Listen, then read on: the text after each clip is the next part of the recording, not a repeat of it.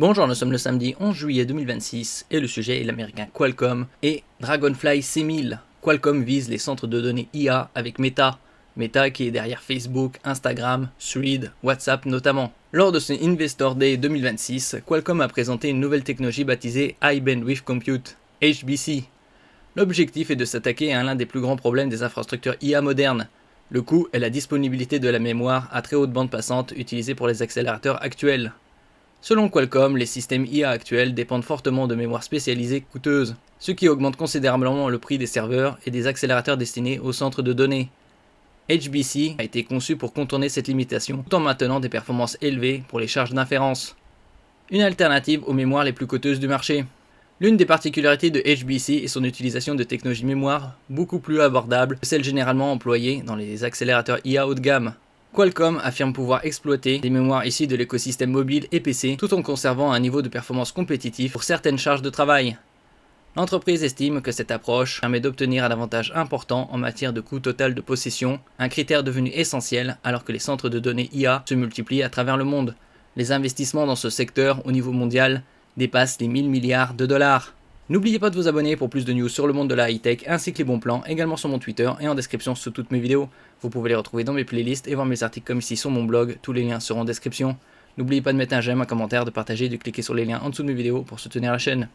Une architecture pensée pour les agents IA. Qualcomm considère que la prochaine vague de croissance de l'intelligence artificielle sera portée par les agents autonomes capables d'effectuer des tâches complexes en continu. Ces applications génèrent d'énormes volumes de requêtes et nécessitent des infrastructures optimisées pour le débit de tokens plutôt que pour seule puissance brute.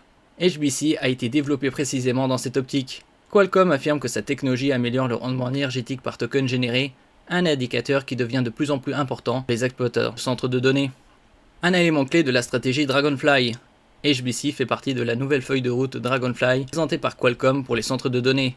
Cette gamme comprend notamment le processeur serveur Dragonfly C1000, les accélérateurs IA Dragonfly AI300 et des solutions personnalisées destinées aux hyperscalers.